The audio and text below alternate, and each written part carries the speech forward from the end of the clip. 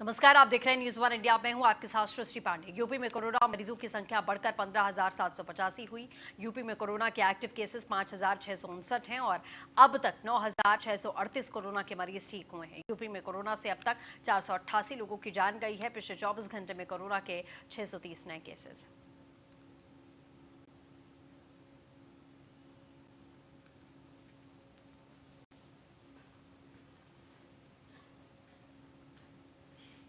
किस जिले में कितने मरीज हैं, ये भी आपको विस्तार से बताते हैं। आगरा में आपको बता दें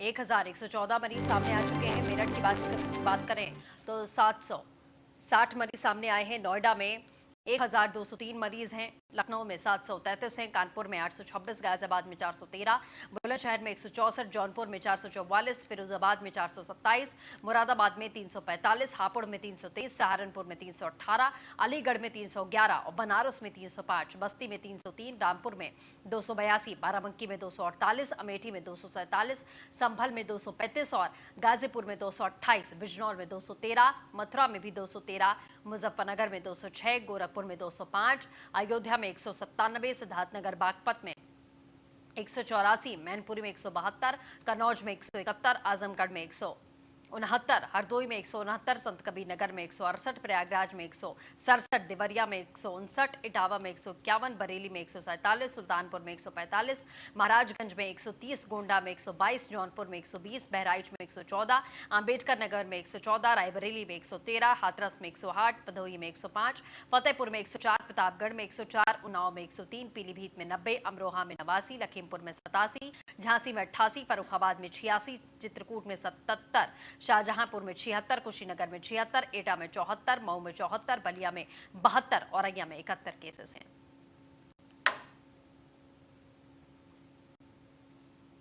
एसके बाजपेयी जुड़ चुके हैं हमारे साथ में। एसके, क्या कुछ जानकारी खबर को लेकर?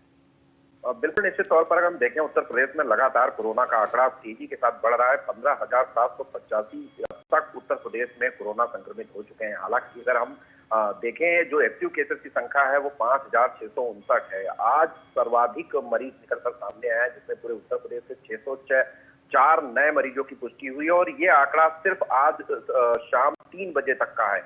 उसके बाद से जो मरीज बढ़े होंगे वो कल वाली डेट में आएंगे, लेकिन 3 बजे तक ही 604 मरीजों की पुष्टि हो चुकी थी, जो उत्तर प्रदेश के विभिन्न जिलों में नए मरीज आए हैं। खासतौर पर अगर हम प्रदेश भर में मरीजों के आंकड़े को देखेंगे तो नोएडा नंबर 1 पर है, आगरा 2 पर है और उसके बाद कानपुर है और फिर लखनऊ नंबर 4 पर है। तो ये 4 वो शहर हैं जिनसे बड़े पैमाने पर कोरोना के मरीज निकलकर सामने आए हैं। अब तक अगर हम कोरोना से मौतों की संख्या को देखेंगे तो 488 लोगों की मौत प्रदेश के विभिन्न अस्पतालों में हो चुकी है।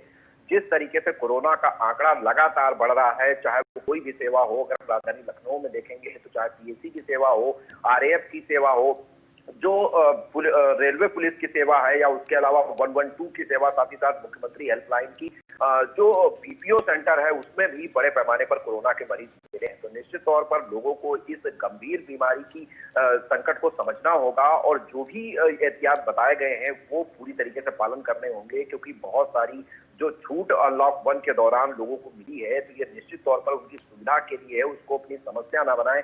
ये चीज लोगों को समझनी होगी। जिस तरीके के आंकड़े उत्तर प्रदेश में लगातार निकलकर सामने आ रहे हैं वो चिंता की बात जरूर है। जी चलिए, इसके बने रहे हमारे साथ। लखनऊ से एक और बड़ी खबर है, जहां औद्योगिक प्रतिष्ठानों की सुरक्षा में लगेगी निजी एजेंसियां। पुलिस 112 सेवा के साथ मिलकर काम करेगी। निजी एजेंसियां 5 निजी सुरक्षा एजेंसियों को काम करने की अनुमति। आपको बता दें, आपातकालीन सेवा 112 के साथ में काम करने की अनुमति मिली। औद्योगिक प्रतिष्ठानों में अलार्म बजने पर 10 मिनट में पहुंचेगी पुलिस। 5 निजी सुरक्षा एजेंसियों को यूपी 112 के साथ में लिंक किया गया। निजी सुरक्षा एजेंसियों के अलार्म सिस्टम को यूपी पुलिस के साथ जोड़ा जाएगा। अगले चरण में अन्य सुरक्षा एजेंसियों को भी पुलिस के साथ में जोड़ा जाएगा। इसके बने लगातार हमारे साथ। इसके क्या कुछ जानकारी इस खबर पर? बिल्कुल, जिस तरीके से हम देखें लगातार औद्योगिक प्रतिष्ठानों से जो क्राइम की खबरें आ रही थी, चाहे वो बैंक लूट की घटना हो या कोई भी अन्य जो औद्योगिक प्रतिष्ठान चलते हैं जहां पर पैसों का लेन देन बड़े पैमाने पर होता है, ऐसी जगहों की सुरक्षा को लेकर लगातार सवाल खड़े होते थे, क्योंकि ज्यादातर जो औद्योगिक प्रतिष्ठान है वो अपनी निजी कंपनियों की सुरक्षा एजेंसी को उन्होंने अपनी सुरक्षा का जिम्मा दे रखा है। तो ऐसी स्थिति में उत्तर प्रदेश पुलिस ने 5 सुरक्षा एजेंसियां हैं जिनको पायलट प्रोजेक्ट के तौर पर इनके साथ टाई अप किया गया है। ये 5 एजेंसियां अब यूपी पुलिस की 112 सेवा के साथ लिंक होंगी और इनके जो अलार्म सिस्टम होंगे वो यूपी पुलिस 112 के साथ अटैच होंगे, जिसके बाद जब कोई भी सुरक्षा एजेंसी जो इन 5 एजेंसियों में से होगी, फिलहाल इन एजेंसियों के किसी भी कर्मी के अलार्म बजाने पर 10 मिनट के अंदर यूपी पुलिस की पीआरवी 112 वहां मौके पर पहुंचेगी और जो भी संबंधित कार्रवाई होगी वो करेगी। तो निश्चित तौर पर एक कोशिश है उत्तर प्रदेश सरकार की किस तरीके से जो शिकायतें थी उनको दूर किया जाए, जो निजी एजेंसियां हैं जो सुरक्षा में लगी हुई हैं उनको अपने साथ लिया जाए और सुरक्षा व्यवस्था को चाक चौबंद बनाया जाए, खास तौर पर उन जगहों पर जहां बड़े पैमाने पर पैसे का लेन देन होता है। जी चलिए, अपडेट के लिए शुक्रिया।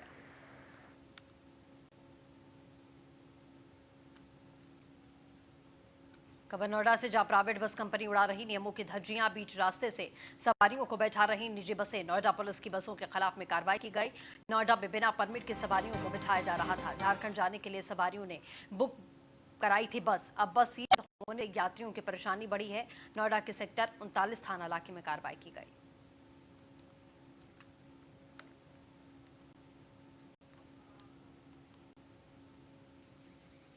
देखिए, आज एक बस को सीज किया गया है। जैसा कि आप लोगों ने देखा है कि जो बसें गलत तरीके से फ्लाई हो रही हैं, दिल्ली से पैसेंजर्स लेके आते हैं, फिर यहाँ से पैसेंजर्स जगह जगह से भरते हैं। पहले भी कार्रवाई हुई है, उसी क्रम में आज एक बस इस तरह से और भी सीज किया गया है। उसमें भी एक वही उन्हीं जो दिल्ली से पैसेंजर्स लेके आए थे और यहाँ किसी एक पॉइंट से पैसेंजर भर रहे थे, जबकि उनका परमिट इसको अलाउ नहीं करता है। ये नियम विरुद्ध ये चलते हैं। उनको सीज किया गया है और उसमें अग्रिम कार्रवाई की जाएगी। देखिए, आज एक बस को सीज किया गया है, जैसा कि आप लोगों ने देखा है।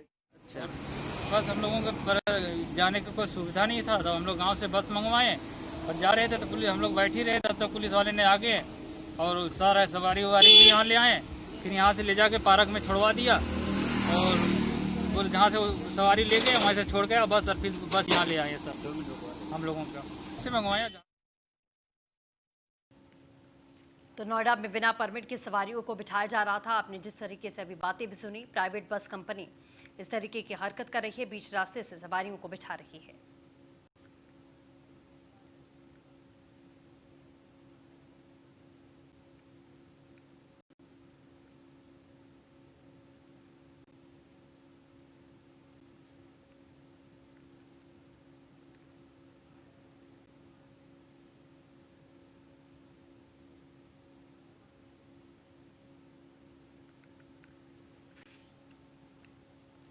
खबर मथुरा से, जहां न्यूज़ 1 इंडिया की खबर का बड़ा असर। गरीबों के राशन की माफिया कर रहे थे कालाबाजारी। खबर दिखाने के बाद में सीएम ने संज्ञान लिया। महावन एसडीएम जग प्रवेश को कार्रवाई के आदेश जारी किए गए हैं। राशन से भरे कालाबाजारी करने वाले राशन माफिया के ट्रक को पकड़ा गया है। ट्रक में 640 बोरी चावल होने की जानकारी मिली थी। जांच में 640 की जगह 462 बोरी चावल मिले हैं, जिसमें सरकारी मुहर लगी है। 18 चावल की बोरियां थी। दरअसल कालाबाजारी करने वाले राशन माफिया का ट्रक, जिससे गरीबों का राशन के चावल के 640 बोरी होने की सूचना थी, लेकिन एसडीएम महावन ने अपनी जांच टीम गठित की है। उसमें तहसीलदार, जिला पूर्ति इंस्पेक्टर महावन की ने जांच की तो उसमें 462 बोरे पाए गए। इसमें से 18 सरकारी राशन की बोरियां थी, जिन पर सरकार की मुहर लगी हुई थी। इसी आधार पर एसडीएम महावन और उनकी टीम के द्वारा 3 सात की कार्रवाई की गई। गरीबों के राशन का चावल, इसकी कालाबाजारी की जा रही थी, जिसमें एसएमआई ने अपने कब्जे में ले लिया है।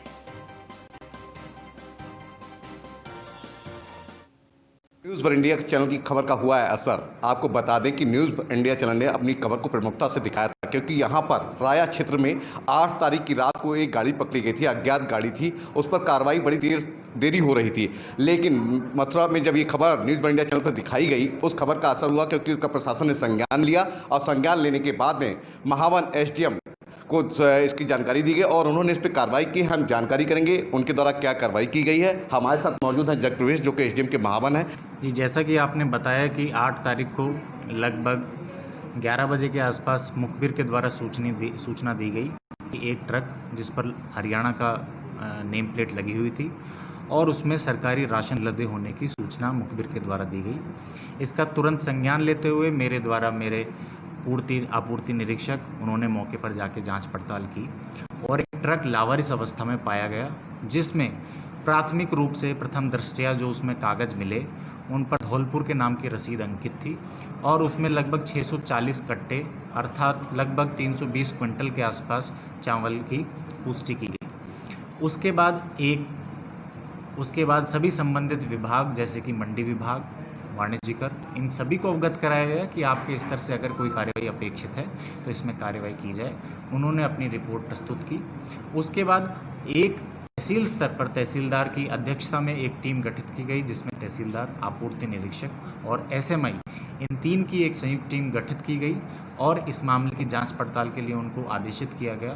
तो इससे ये स्पष्ट होता है और कि ये सभी सरकारी राशन का जो था दुरुपयोग किया जा रहा था और मुखबिर के द्वारा फिर ये बार बार सूचना दी जा रही थी फिरोज़ाबाद से कि ये जो राशन है ये गरीबों में बंटने वाला राशन है और काला बाजारी में उपयुक्त होता है। बार बार सूचना दिए जाने के बाद ही इसका इतना डिटेल विस्तृत जांच की गई।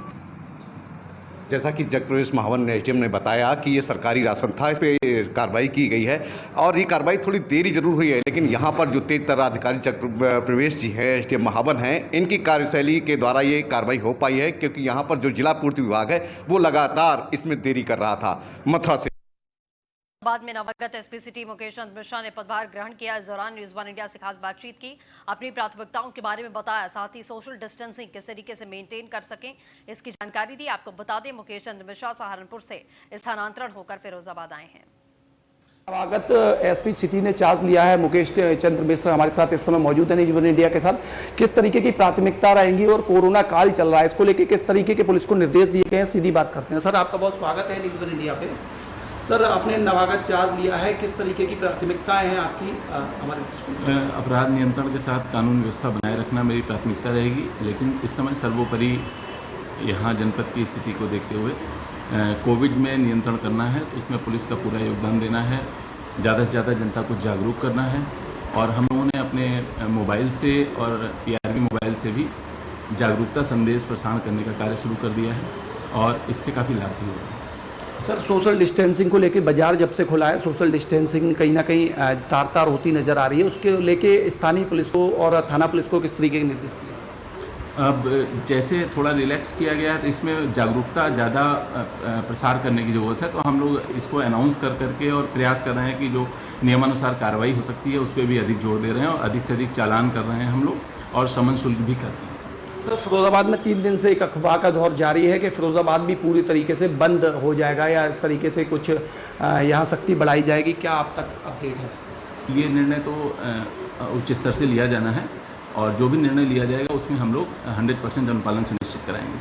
तो ये थी फिरोजाबाद के एसपी सिटी नवागत जिन्होंने चार्ज लिया और साफ तौर पे बताया कोविड का जो समय चल रहा है उसको लेके पूरी जागरूकता है, सोशल डिस्टेंसिंग को भी लेके स्थानीय स्तर पर निर्देश दिए गए हैं और जल्द से जल्द सारी चीज़ों को लेकर पुलिस व्यवस्था बेहतर कर दी जाएगी। सहयोगी अर्चित शर्मा के साथ मैं Saurabh Upadhyay, news one India, Firozabad. Noida में मिला युवक का शव। नोएडा के सेक्टर छलेरा इलाके में मिला शव। दिल्ली के प्रेकांत झा नाम के शख्स का शव है। पुलिस ने कब्जे में लिया है शव, पोस्टमार्टम के लिए भेजा गया। मामले की जांच पड़ताल में पुलिस की टीम जुटी हुई है। सेक्टर 39 थाना इलाके की घटना है। तो जेब में जो डॉक्यूमेंट्स मिले हैं उनसे इनके आइडेंटिफिकेशन हुआ है। प्रेमकांत झा इनका नाम है, दिल्ली के रहने वाले हैं और फिलहाल अनकॉन्शियस स्टेट में छलेरा गांव में ये मिले हैं। तुरंत इनको एम्बुलेंस में के माध्यम से डिस्ट्रिक्ट हॉस्पिटल पहुंचाया जाए। लखनऊ से सीएम योगी आदित्यनाथ ने टीम 11 के साथ में बैठक के निर्देश दिए हैं। अफसरों को दिए निर्देश। जून के अंत तक कोविड अस्पतालों में बेडों की संख्या बढ़ाकर 1.5 लाख किए जाने का निर्देश है। 20 जून तक टेस्टिंग क्षमता बढ़ाकर 20,000 की जाएगी। प्रतिदिन करने का प्रयास किया जाए। सीएम योगी का निर्देश है कंटेनमेंट जोन में बरती जाए पूरी तरीके से सख्ती। कंटेनमेंट जोन में लोगों को आवश्यक सुविधाओं की प्राप्ति में कोई असुविधा नहीं होनी चाहिए। पब्लिक एड्रेस सिस्टम के माध्यम से लोगों को जागरूक किया जाए। जागरूक करने के लिए पुलिस, पीआरबी 112 और प्रशासनिक मजिस्ट्रेट के वाहन का प्रयोग करें। कोरोना संक्रमण के प्रसार की सटीक जानकारी के लिए रैंडम टेस्टिंग कराई जाए। सभी जिलों में कोविड-19 की व्यवस्थाओं की जानकारी लें। शासन की तरफ से विशेष सचिव स्तर के अधिकारी को जानकारी लेने के लिए नामित करें। जिला अधिकारी को ओल्ड एज होम, बाल गृह, महिला संरक्षण गृह में स्वास्थ्य परीक्षण कराने के निर्देश। ग्रामीणों के शहरी इलाकों में 70,000 निगरानी समितियों के सर्विलांस कार्य में लगाया गया। चिकित्सालयों में कोविड हेल्प डेस्क बनाने के निर्देश। कोविड-19 डेस्क के माध्यम से लोगों को उपचार और बचाव की जानकारी दी जाए। 20 जून से प्रारंभ हो रहे खाद्यान्न वितरण अभियान की व्यवस्थाएं पूरी की जाएं। मुख्य पशु चिकित्सा अधिकारी अपने जिलों में गौ आश्रय स्थलों का नियमित निरीक्षण भी करें।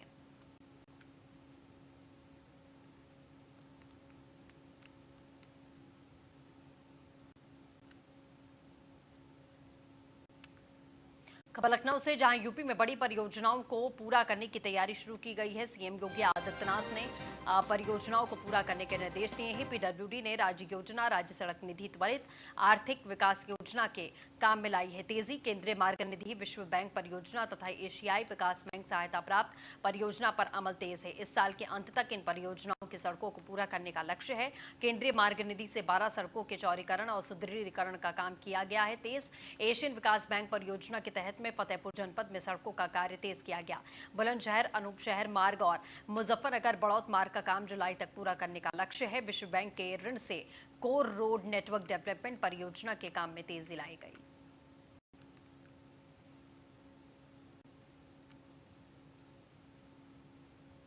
खबर लखनऊ से, जहां राज्यपाल से मिले मंत्री अनिल राजभर। राजभवन पहुंचकर कैबिनेट मंत्री अनिल राजभर ने मुलाकात की।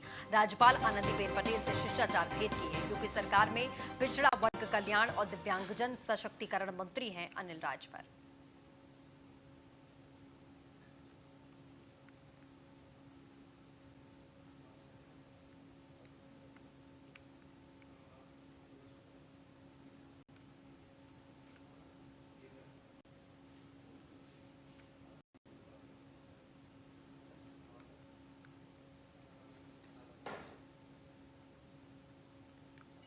आगे बढ़ेंगे। चीन से तनाव के बाद में टला राम मंदिर शिलान्यास। ट्रस्ट के महासचिव चंपत राय ने जारी किया प्रेस नोट। 2 जुलाई को होना था श्री राम जन्मभूमि मंदिर का शिलान्यास। पीएम मोदी को वर्चुअल तरीके से शामिल होना था।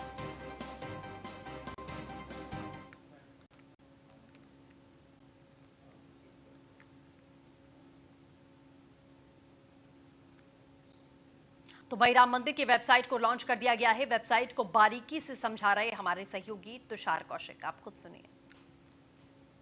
सभी राम भक्तों के लिए खुशखबरी है कि राम जन्मभूमि तीर्थ क्षेत्र की एक वेबसाइट भी आज रिलीज कर दी गई है और उसके बारे में हम आपको बताएंगे कि किस तरह से इस वेबसाइट में क्या क्या फीचर्स दिए गए हैं और किस तरह से आप इस वेबसाइट से जुड़ सकते हैं। दरअसल ये वेबसाइट है श्री राम जन्मभूमि तीर्थ क्षेत्र की ये वेबसाइट है और इस वेबसाइट को अगर आप देखेंगे तो इसे व्हाइट एंड रेड कलर में इसका इंटरफेस दिया गया है। सबसे पहले अगर आप देखेंगे तो यहाँ पर रामलला के दर्शन आपको होंगे। इसके साथ में एक यहाँ पर म्यूजिक भी बजता है और उस म्यूजिक के साथ यानी कि राम जन्म का भजन होगा और राम स्तुति होगी, तो ये भजन आपको बजता हुआ सुनाई देगा। इसके बाद आपको बता दें इस वेबसाइट में अगर आप थोड़ा सा नीचे आएंगे तो राम जन्मभूमि तीर्थ क्षेत्र ट्रस्ट के बारे में थोड़ी जानकारी इसमें है, यहाँ पर जानकारी दी गई। इसके बाद प्लेस टू विजिट, ये होम पेज है और होम पेज पे ही तमाम जानकारी दी गई है कि कौन कौन सी जगह यहाँ पर हैं जहाँ पर आप घूमने जा सकते हैं। इसके अलावा रिसेंट न्यूज़ वगैरह यहाँ पर सारी न्यूज़ दी गई है। अब आते हैं आगे कि इसके अगले टैब पर कॉन्टैक्ट अस में अगला टैब यहाँ पर कॉन्टैक्ट अस दिया गया है, जिसमें यहाँ के क्षेत्र ट्रस्ट का जो एड्रेस है उस एड्रेस को बताया गया है जो कि दिल्ली के ग्रेटर कैलाश पार्ट 1 का है। इसके अलावा यहाँ पर नंबर्स दिए गए हैं। मानस भवन का नंबर है, चंपत राय जी का नंबर है, विमलेंद्र मोहन प्रताप मिश्रा का नंबर है और अनिल मिश्रा का नंबर है। इसके बाद थोड़ा सा आगे बढ़ते हैं और अबाउट सेक्शन में जब आएंगे तो अबाउट सेक्शन में 2 सेक्शन दिए गए। एक अबाउट में अगर देखेंगे तो सारी जानकारी है, ट्रस्ट के बारे में जानकारी यहाँ दी गई है। यहाँ पर लिखा गया है श्री राम जन्मभूमि तीर्थ क्षेत्र is setup by the government of India. इसके बाद यहाँ नीचे देखिए डिटेल्स दी गई हैं डोनेशन के लिए। यहाँ अगर आप आएंगे नीचे तो ये देखिए डोनेशन के लिए डिटेल्स दी गई हैं स्टेट बैंक ऑफ इंडिया की तरफ से, जिसमें आप डोनेट कर सकते हैं, आप कैश डिपॉजिट भी कर सकते हैं, आप बैंक में जाकर ट्रांसफर भी कर सकते हैं। डोनेशन का पार्ट में और अभी आपको ज़्यादा अच्छे तरीके से बताऊंगा कि किस तरह से डोनेशन किया जा सकता है। इसके बाद अगर आए मेंबर्स में तो मेंबर्स में जो इस पूरे ट्रस्ट के मेंबर्स हैं उन सभी की जानकारी यहाँ पर दी गई है कि कौन कौन इस पूरे ट्रस्ट के अंदर मेंबर्स बने हुए हैं। अब आते हैं इवेंट्स में। यहाँ आपको तमाम इवेंट्स की जानकारी भी मिलती रहेगी कि अयोध्या के अंदर ट्रस्ट की तरफ से किस तरीके के तमाम इवेंट्स हैं, जैसे कि रामलीला का इवेंट यहाँ पर दिखाया जा रहा है, रामनवमी का इवेंट दिखाया जा रहा है, रामायण मेले का है, श्रवण झूला मेला है। तो अभी तो फिलहाल लॉकडाउन की वजह से तमाम स्थगित चल रहे कार्यक्रम, लेकिन आने वाले समय में जो भी कार्यक्रम होंगे उनकी जानकारी वेबसाइट पर यहाँ मिला करेगी।